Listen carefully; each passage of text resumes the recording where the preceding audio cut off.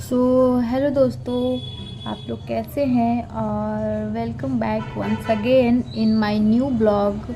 और आज मैं कुछ भी शूट नहीं की हूँ, मतलब मन भी नहीं था कि आज मुझे किसी और टॉपिक पे वीडियो बनाना था। और ये जो मेरा ब्लॉग है या फिर ये जो वीडियो है ये उन स्टूडेंट्स के लिए है, स्पेशली स्टूडेंट्स के लिए है जो बैंक का प्रिपरेशन कर रहे हैं। और आपको बता देती हूँ कि मेरा जो ऑलमोस्ट काम है फिनिश हो गया। ऑलमोस्ट इसलिए बोल रही हूँ कि मुझे जो अभी दोपहर का लंच है वो भी मैं बना रही हूँ, इसलिए तो वो तो चलता रहता है। खैर हम लोग अपने पढ़ाई पे लौटते हैं। और मतलब जो SBI PO और IBPS PO है ना, तो एक तो सितंबर में आ रहा है और दूसरा जो है SBI का वो नवंबर के आसपास, अक्टूबर नवंबर के आसपास उसका जो प्रीलिम्स होता है ना, पिछले साल जो हुआ उस टाइप से ही होने वाला है। तो हमें पता है कि नवंबर में ही उसका एग्ज़ाम होने वाला है, इसलिए हमारे पास अभी लगभग बहुत टाइम है।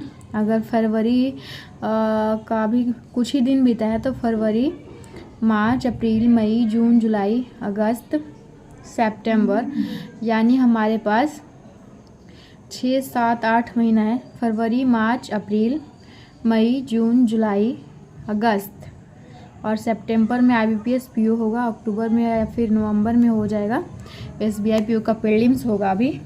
तो हमारे पास 7-8 महीना है।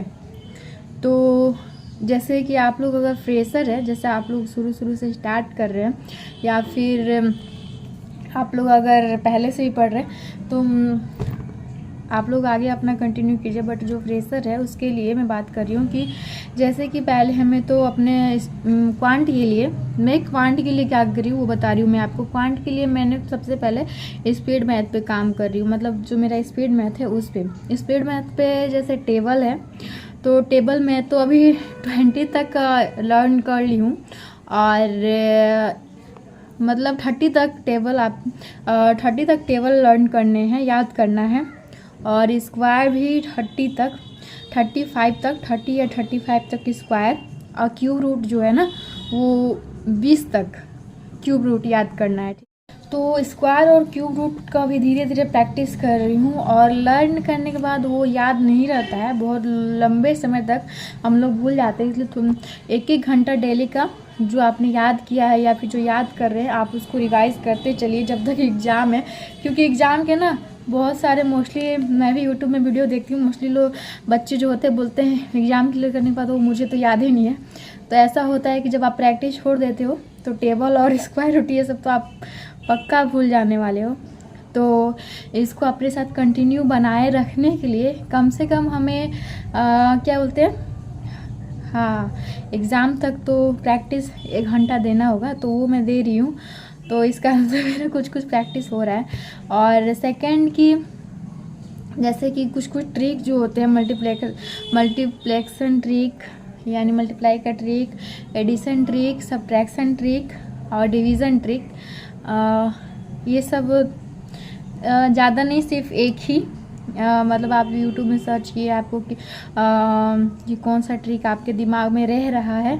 और दिमाग में रहेगा तभी जब उसको आप बार बार प्रैक्टिस करोगे, जब आप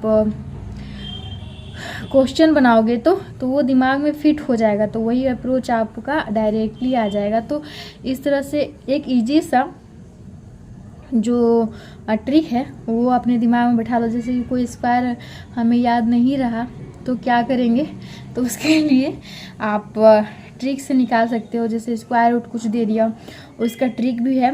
तो अगर मैं सोच रही हूँ आप लोगों को ना एक ट्रिक मल्टीप्लाई वाला बताऊँ, क्योंकि मैं सीखी हूँ और उसे मैं अप्लाई करती हूँ क्वांट में, तो वो अच्छा सिंप्लीफिकेशन में मोस्टली याद ही जाता है। और हाँ, परसेंटेज हमें याद होना चाहिए कि 1/2 का कितना परसेंट होता है या फिर 50% कितना होता है, 25% कितना होता है, ये सब हमें आना चाहिए। तो ये तो याद ही करना पड़ेगा, इसके लिए कोई रास्ता नहीं है। और ये याद करने के बाद, क्योंकि क्या होता है ना कि क्वेश्चन सभी से बनता है, मतलब आप पढ़ाई करोगे, आप सीखोगे तो मोस्टली क्वेश्चन आप बना लोगे, लेकिन टाइम लिमिट रहता है और लिमिट टाइम में बनाने के लिए कुछ कुछ जो डेसिमल, स्क्वायर, रूट हमारे दिमाग में याद होना चाहिए, और नहीं तो उसका ट्रिक पता होना चाहिए, तभी आप उसे कम समय में कर पाओगे। कोई भी क्वेश्चन सॉल्व करने, मतलब सबको मोस्टली आता ही होगा, जो प्रिपरेशन कर रहे हैं उसको तो आता ही होगा, लेकिन वो फास्ट इसलिए कर पाते हैं क्योंकि जैसे कोई डिजिट दे दिया, उसका स्क्वायर रूट निकालना है, तो किसी बच्चे को ट्रिक पता है वो ट्रिक से कर लेगा, और किसी को याद है वो तो वो कर लेगा। लेकिन अगर आप उसी स्क्वायर रूट को निकालने बैठोगे तो आपका टाइम कंज्यूम होगा। तो आप क्या करोगे कि आपका अटेम्प्ट कम रहेगा, और अटेम्प्ट कम रहने से आप थोड़े से पीछे हो जाओगे रेस में, और ऐसे होते होते रेस से बाहर ही हो जाओगे। तो सबसे अच्छी बात यह है कि हमें ट्रिक के साथ साथ कुछ याद भी करना होगा, कुछ ट्रिक भी दिमाग में बैठाना होगा, और सॉल्व करने का तरीका तो हमें आता ही है। कहते हैं कि बेसिक ही दिमाग में रहता है और ट्रिक व्रिक एग्ज़ाम के टाइम पे याद नहीं रहता है, बट कुछ को ट्रिक जो है आप बार बार अप्लाई करोगे तो आपके दिमाग में रहेगा, ऐसा नहीं है नहीं रहेगा।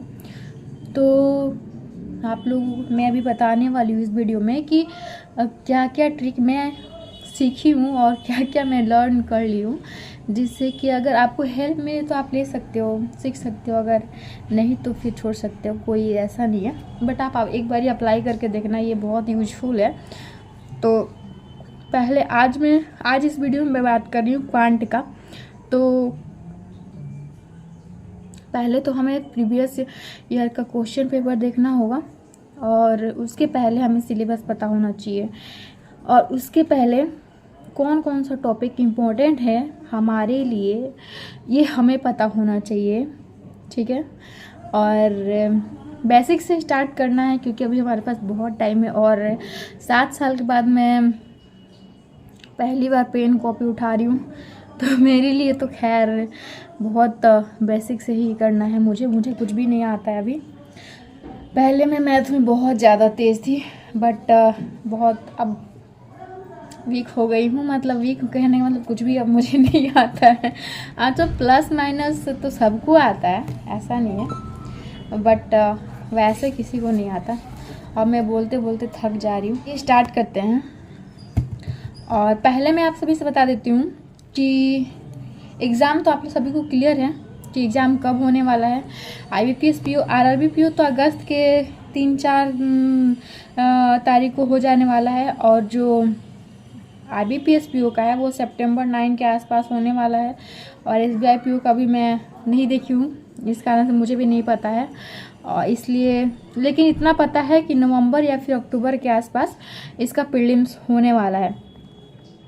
तो इसके लिए अभी हमारे पास इनफ टाइम, मतलब अगर देखा जाए तो टाइम अच्छा खासा है कि आप अगर बेसिक से भी स्टार्ट करोगे, यानी अपना बेसिक स्ट्रॉन्ग कर लोगे ना, तो फिर ये सब जो हमारा बेसिक कैलकुलेशन है, टेबल है, स्क्वायर है, ये में हमारे हर एक चैप्टर में हेल्प करेगा। और मैं क्वांट की बात कर रही हूँ अभी, रीजनिंग की हम नेक्स्ट वीडियो में बात करेंगे, क्योंकि वीडियो बहुत लंबा होने वाला है, इस कारण से मैं सोची ज़्यादा लंबा नहीं करूँगी।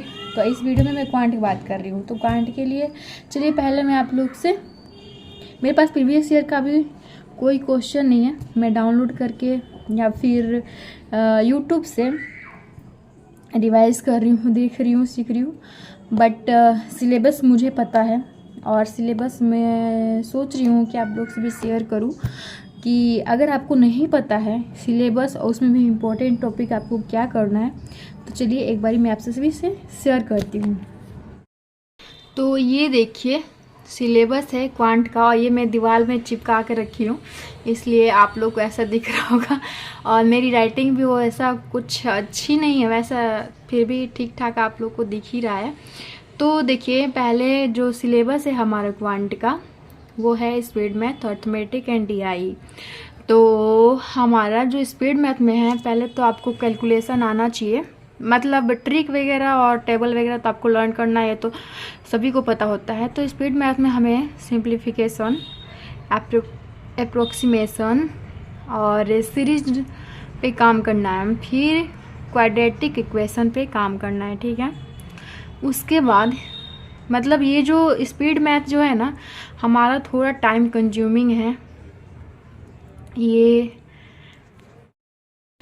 तो चलिए अब हम लोग मूव करते हैं अर्थमेटिक के टॉपिक पे। तो अर्थमेटिक पे पहले रेशियो प्रोपोर्शन कर लो या फिर परसेंटेज कर लो, ठीक है। ये दोनों में कोई भी कर लो, ठीक है।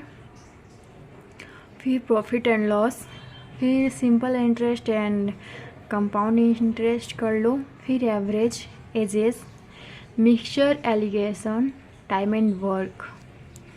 तो ये जो हमारा 8 टॉपिक है ना, ये मोस्ट इम्पोर्टेंट है अर्थमेटिक के, ठीक है। और यहाँ से 10 मार्क्स आते हैं, ठीक है। तो सॉरी, देखिए पहले जो हमारा स्पीड मैथ है ना, उसमें से 10 से 15 मार्क्स भी 15 मार्क्स इसमें से भी आते हैं। तो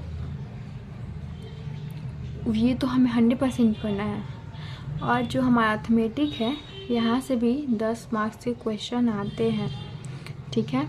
तो इसमें से भी जो 2 चैप्टर हैं वहाँ से सबसे ज़्यादा क्वेश्चन पूछे जाते हैं, और वो है रेशियो, प्रोपोर्शन एंड परसेंटेज, ठीक है।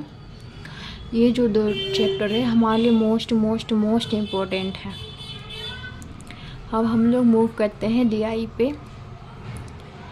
तो डीआई पे स्पीड, टाइम एंड डिस्टेंस, फिर partnership, probability, permutation, combination, boat and stream, pipe and shorten,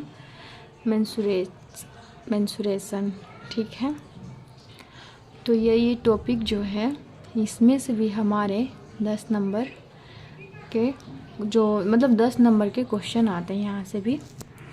तो अर्थमेटिक और डीआई दोनों एक दूसरे के हेल्प करेंगे, मतलब हम अर्थमेटिक से जो चीज़ कुछ सीखेंगे वो हमें डीआई में हेल्प करते हैं। तो इसलिए हमें पहले speed math, arithmetic, then DI पे मूव करना होगा। तो ये तो रहा क्वांट का सिलेबस कि इतना टॉपिक मोस्ट इम्पोर्टेंट है और जो हमें कवर अप करने हैं। तो स्पीड मैथ से 10 से 15 मार्क्स का आता है। तो स्पीड मैथ आप बिल्कुल भी स्किप मत कीजिए, क्योंकि स्पीड मैथ हमें 10 से 15 नंबर दिला सकता है। अर्थमेटिक से भी 10 नंबर का आता है और डीआई से भी 10 नंबर का आता है। तो कुल मिला के 35 नंबर्स हो गए, आपको पता है। तो इस तरह से हमें काम करना है। तो होप आप सभी को अगर सिलेबस आप लोगों ने नहीं नोट किया होगा तो यहाँ से इस वीडियो के थ्रू आप लोग सिलेबस मतलब नोट कर सकते हैं, और आपको पता भी हो गया कि क्वांट का सिलेबस क्या है।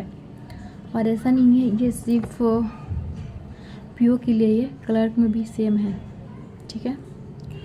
और स्पेसिफिक बैंक के लिए भी नहीं है, सारे बैंक का जो सिलेबस होता है वो सेम होता है। तो इसीलिए ये सारे बैंक के लिए है। ऐसा नहीं है एसबीआई का अलग सिलेबस होता है, आईबीपीएस का अलग होता है, आरआरबी का अलग होता है, बिल्कुल भी नहीं। सबका सिलेबस एक ही होता है, बस क्वेश्चन का लेवल थोड़ा आपस डाउन रहते हैं, ठीक है। तो चलिए हमारा क्वांट का जो ये सिलेबस वाला टॉपिक है वो क्लियर हो गया। और हमें एक चैप्टर में कितना भी समझने में टाइम लगे, कोई जल्दी समझता है, कोई लेट से समझता है, चाहे जितना भी टाइम लगे हमें देना है, क्योंकि अभी टाइम है। और इतना भी नहीं देना है कि आज 1 घंटा पढ़ लिए तो इनफ है, कल नहीं पढ़े तो ये ठीक है, परसों पढ़ लेंगे, बिल्कुल भी नहीं, ठीक है। मतलब एक चैप्टर तो कम से कम आप 1 सप्ताह में कंप्लीट ज़रूर कर लीजिए। चलिए बाय बाय, मिलते हैं नेक्स्ट ब्लॉग में। होप आप लोगों को ये ब्लॉग पसंद आया होगा। तो बाय बाय। कुछ मल्टीप्लिकेशन ट्रिक नेक्स्ट में सीखते हैं।